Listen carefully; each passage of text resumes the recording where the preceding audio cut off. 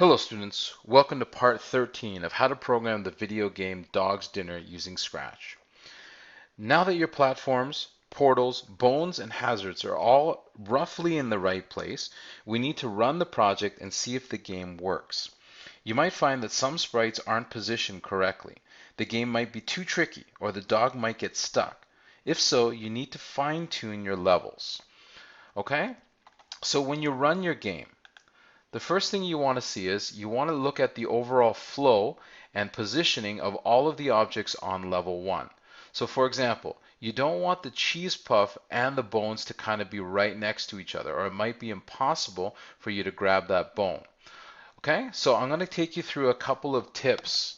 So the first thing is, let's click on the platforms. Okay, from the sprites list, let's click on platforms. Let's stop first. Let's click on the platforms, sprite, and again, as when we first drew these levels, you learned how to adjust the positioning of these platforms. So you can click on the select tool, you can draw a box around the object you want to change, and then you can slightly move it.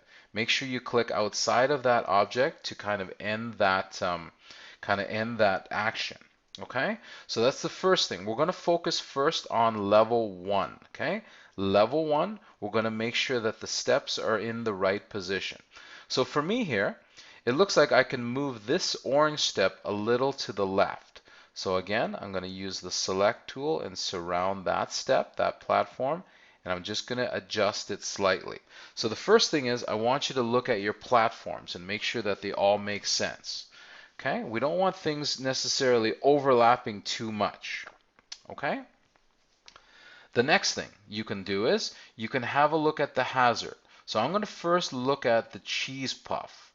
So if I want to change the position of the cheese puff, I can click on the hazards sprite.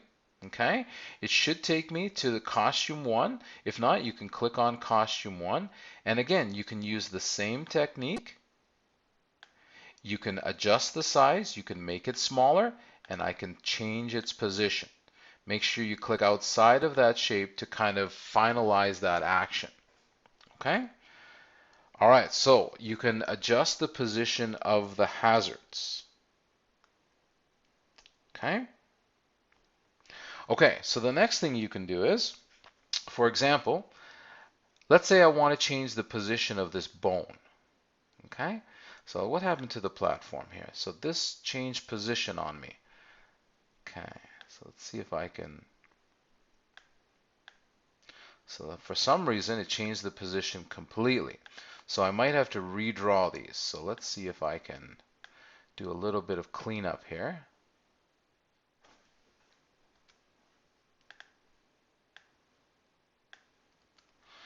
Okay, so let me redraw these. For some reason they changed position on me.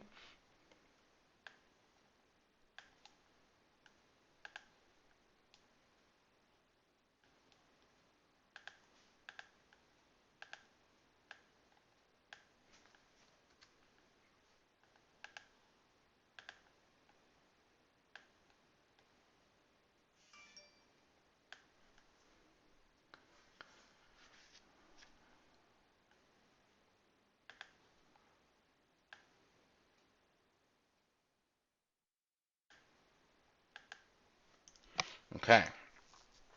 All right, so let's get back to it. Let's say I want to reposition this bone. Okay, so if I click on this bone, or let's say I want to reposition this bone. So if I click on this bone here, I should probably stop the game. So if I click on this bone, it will tell me which sprite it is. So if I clicked on this bone, it now highlights bone 2. So then what I can do is I can go to the scripts and I can look at its position. Okay, so this is level 1. So let's say I want to move this bone slightly to the right.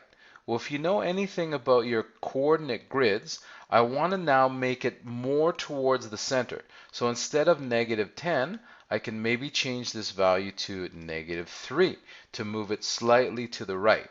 Let's say I want to move it slightly higher. So for the y value, I can bump up the y value and maybe make it 108, positive 108. So then when I run this screen, you'll notice now that this bone was slightly moved to the right and slightly moved upwards. So that's another way that you can adjust specific things on the screen. Okay? All right, click stop. Okay? So the other thing is, you can have this donut patrol farther left and right. So if I click on the donut, okay, and this is how you can control how far it moves to the left and to the right. So instead of moving 3 steps, I can bump it up to 4 steps or 5 steps, or I can increase the amount of times it repeats that loop. Okay? So there's all these things that you need to check on level 1. Okay, so you want to make it run flawlessly without any bugs, without any hitches. Okay? All right, so let's go to File, Save. So now that you've perfected level 1, I'm going to show you how to go to level 2 now. So if you click on Game Control, if you click on the Game Control sprite, and then what we can do now is, in this script, we're going to set the level to 2. So this is only going to be temporary, so we're going to set the level to 2. And then that way, when we start the game, we can now concentrate on level 2. So now you can see that I've got some problems here. I've got a hazard right next to the bone. That's going to make it very challenging for me to get that bone. So I might want to move this hazard slightly to the left. And here we have an overlapping as well. I can move this bone slightly to the right. So you know how to do that. So you need to kind of take the time to make these adjustments. I'm going to make the adjustments as well. So follow the instructions follow the techniques that I just gave to you. So once you've finished level 2, then go back to game control and then set this to level 3. And then I want you to make sure that you're adjusting and fine-tuning level 3 so that you don't have this situation where you have a hazard right next to a bone. Remember, we're trying to collect the bones, but we're trying to avoid the hazards. But we don't want to make the game impossible. We just want to make it slightly challenging. Okay? So then you're going to go on to level 3. And then once you fine-tune level 3, it is very, very important that you come back to the game control sprite and then you change this back to level 1, or else the game will always start on level 3.